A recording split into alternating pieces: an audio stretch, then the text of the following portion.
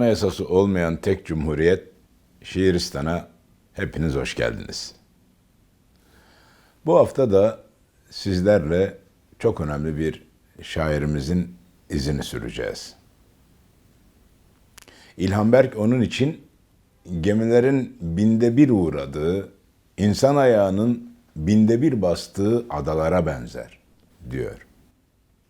Edebiyatın başı bozuk sokak çocuğu, diyor Süreyya Berfe'de. Metüs'te göre, Metin Üstündağ'a göre yani, edebiyatın ters direklerinden birisidir.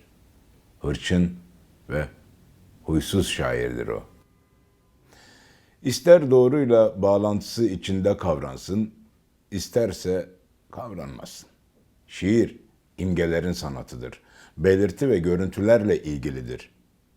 Şiirinin gerçek kaynağının döküntüler, dışta bırakılanlar, düşürülenler, hal ve gidişi sıfır olanlar, yasaklananlar olduğunu söylüyor o. Ben karamsarım, aykırıyım ama siz benim yanıma gelin de ben aykırı olmayayım diyorum. Ben şair filan değilim, etikçiyim. Kafiye kullanmam. Yurttan Sesler Korosu'na karşıyım. Bireysel davranırım diyen Ece Ayhan bu haftaki konuğumuz. Şiiristan başlıyor. Hepiniz hoş geldiniz. 10 Eylül 1931'de babasının görevi nedeniyle bulunduğu Datça'da ailenin ikinci çocuğu olarak dünyaya gelir Ece Ayhan Çağlar. Babası Behzat Gelibolulu, annesi Ayşe Eceabatlıdır. Behzat Bey'in tayini Kastamonu Küre'ye çıkınca memuriyetten istifa ederek memleketi Çanakkale'ye yerleşti. Arzualcilik yaparak ailesini geçindirmeye çalıştı. Ece Ayhan ilkokula 1938'de Eceabat'ta başladı. Ancak Behzat Bey, eşi Ayşe, çocukları İffet ve Ece'yi alarak daha rahat bir hayat umuduyla 1940 Kasım'ında Çanakkale'den ayrılarak İstanbul'da derme çatma bir eve yerleşti. Bütün hayatını sarmalayacak olan yoksulluk ve yoksunluk bu büyük şehirde de yakasını bırakmadı. Yalın ayak çocukluğumda belki de son kez ağlamıştım ayağıma dikenler batarken. Takunya ancak okul açıldığında giyiliyordu ve evet 50 şu kadar yıldan beri ben kendimi ağlamamak için hep tutarım. Köydeyken adına Güzel Ayşe adıyla bir türkü çıkarılan annem Ayşe Deniz, tepe başındaki Lala Birahanesi'nde ya da az ileride 5. dairedeki Novotny Çalgılı Gazinosu'nda Nezahat Takma adıyla çalıştı.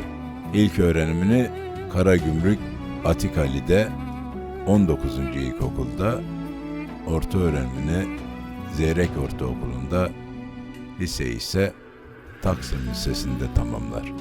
Daha o yaşlarda sınıfsal eşitsizliklerin ayrımına vardı. Tramvaylar, sinemalar, Beyoğlu'nun ve Suriçi'nin arka sokakları, Ece Ayhan'ın yoksul çocukluğunun zengin ve öğretici yaşam alanıydı. Arkadaş çevresi genellikle Rum ve Ermeni azınlığa mensup çocuklardı. Beyoğlu sinemalarında izlediği filmler Ece Ayhan'ın hayal gücünü zenginleştirdi. 1953 yılında yüksek öğrenimine Ankara Üniversitesi Siyasal Bilgiler Fakültesi'nde başladı. İlk şiiri 1954'te Şubat ayında Türk Dili Dergisi'nde yayımlandı. Pazar Postası'nda İdris Damsarsar ve İdris D. Takma adıyla yazılar yazdı. Varlık, Yenilik, Seçilmiş Hikayeler, Pazar Postası, Yeditepe'de şiirleri yayınlandı. 1959'da basılan ilk kitabı Kınar Hanım'ın denizleriyle büyük bir ilgi uyandırdı.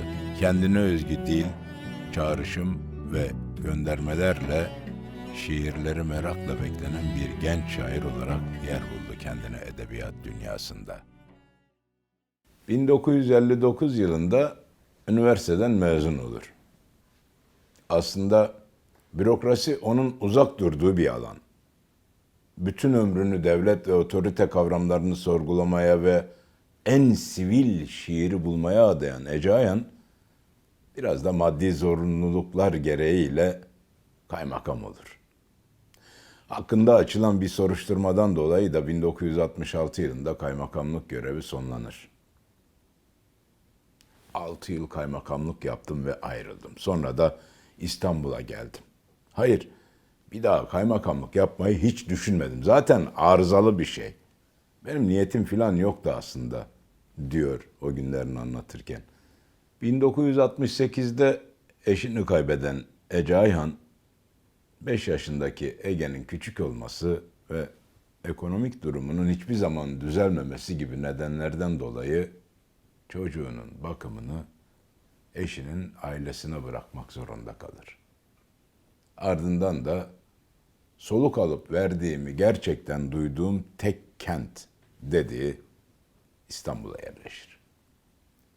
Kısa aralıklarla birçok işe giren ve bu işlerin içinde işte Meydanlar Rus Ansiklopedisi'nde yazarlık, Sinematek'te ve Yeni Sinema Dergisi'nde müdürlük, Genç Sinema Grubu'nda yöneticilik, Ağoğlu Yayın Evi'nde, E-Yayınları'nda kısa süreli redaktörlükler. Fakat sürekli bir işi ve düzenli geliri hiçbir zaman olmadan yaşadı Ece Ayhan. Onun şiiri kolaycı okur açısından bakılınca anlaşılmazmış gibi görünür. Oysa şiirlerinin yaslandığı ve gönderimde bulunduğu ayrıntılar öğrenildiğinde anlam dünyaları da yavaş yavaş aydınlanmaya başlar. Kendi içinde katmanları var onun şiirinin. Kendi şiirinin çerçevesini çizdiği ve Mor Külhani adlı şiirindeki dizeler onun ikinci yeni içindeki ayrıksı konumunu iyice belirginleştirir. 1969'da TÖS, Türkiye Öğretmenler Sendikası var ya, onun genel kurulu Kayseri'de yapılıyor. Ülkücüler binayı basıyorlar. Dükkanları, vitrinleri kırıp döküyorlar.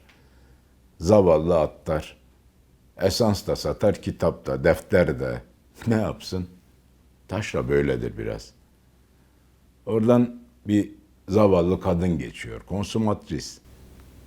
Bunlar pek dışarıya çıkmazlar. Çalıştıkları bara giderler. Sonra otelde oturur kalırlar. Bunca sıkılmış. Biraz dolaşmaya çıkmış. Güruh ona saldırıyor. Çırılçıplak soyacaklar. Abiler, diyor konsumatris, beni öldürün, bana bunu yapmayın.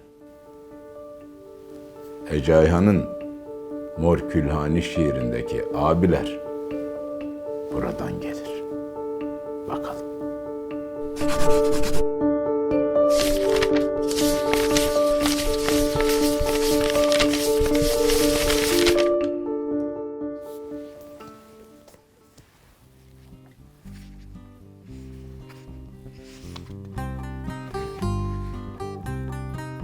Şiirimiz karadır abiler.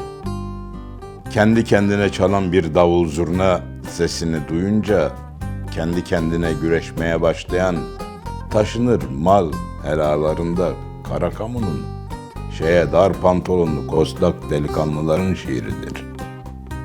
Aşk örgütlenmektir. Bir düşünün abiler. Şiirimiz her işi yapar abiler. Valide Atik'te eski şair çıkmazında oturur. Saçlar bir sözle örülür, bir sözle çözülür. Kötü caddeye düşmüş bir tazenin yakın mezarlıkta saatlerini çıkarmış 7 dala gerilmesinin şiiridir. Dirim kısa, ölüm uzundur cehennette herhal abiler. Şiirimiz kentten içeridir abiler. Takvimler değiştirilirken bir gün yitirilir. Bir kent ölümün denizine kayar dramagonlarıyla. Düz ayak çivit badanalı bir kent nasıl kurulur? Nasıl kurulur abiler? Ayıptır söylemesi, vakitsiz Üsküdarlıyız abiler. Şiirimiz Mor Külhani'dir abiler.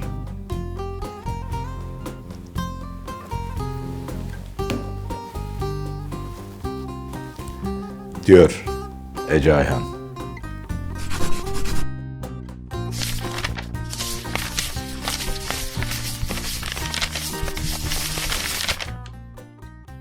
Battal Mehetoğlu 14 Aralık 1969'da o zamanki adıyla Yıldız Devlet Mimarlık Mühendislik Akademisi makine mühendisliğinde okurken komünist olduğu gerekçesiyle bir grup tarafından vurularak öldürülür.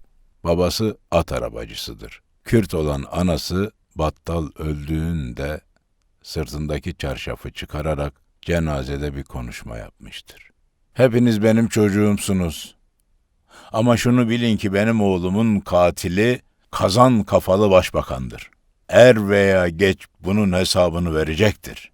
Ana dili Kürtçe olmasına karşın konuşmasını o kırık şivesiyle de olsa Türkçe yapıyordu. İnsaf Ana. Muhabir sorar. İnsaf Ana, bunları sen bilerek mi söylüyorsun yoksa birileri mi söyletti? Ve neden Kürtçe konuşmuyorsun? İnsaf Ana, evladı öldürülen bütün anaların sesi olur o anda. Benim içim yanıyor çocuklar. Kürtçe söylesem kim ne anlayacak? O kazan kafalı başbakan duysun diye Türkçe söylüyorum. Çocuğumun katili odur. Ah! Ah ki oğlumun emeğini eline verdiler.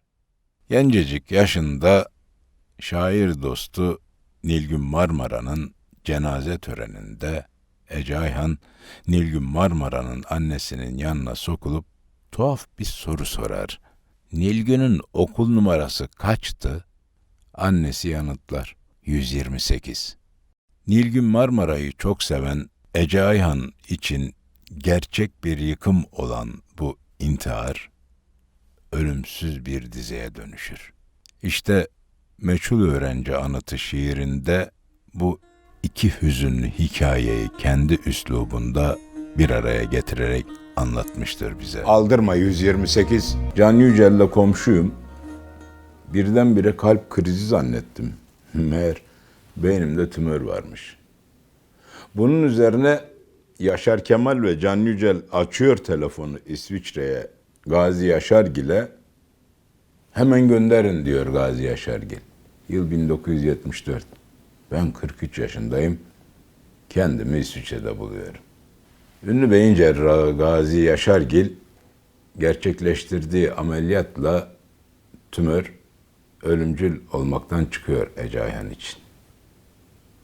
Ece Ayhan şiirinde işlediği temel sorunları derinleştirerek sürekli yeni eserler yaratmaya devam ediyor. O sadece tarihe, devlete, toplumsal sorunlara karşı değildi. Her şeyden önce kendine karşıydı Ece Ayhan'ın kavgası. Yoksul yaşadı, çevresinde onlarca insan varken bile yalnız bir savaşçı olmayı seçti. Şöyle diyor, bugün bakıyorum da yazdıklarımın nasıl acımasız ve öldürücü bir ortamda, koşullarda yazıldıklarını anlıyorum. Acılar çekerek yaşadım.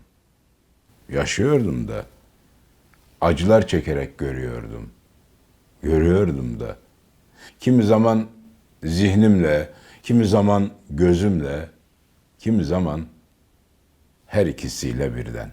Hastalığı sürekli bir bakımı zorunlu kılınca İzmir Gülçeşme'ye huzur evine yerleşti. Ve 12 Temmuz 2002'de hayata veda etti Ece Ayhan. Anısı önünde saygıyla. Anayasası olmayan tek cumhuriyet Şiiristan'da bu hafta Ece Ayhan'ın yoksul ve yoksun yaşantısına direnen ve her zaman kavga eden kimliğine göz attık. Bir dahaki Şiiristan'da buluşmak üzere. Hoşça kalın. Şiirlerinizi mail adresimize göndermeyi unutmayın. Görüşmek üzere.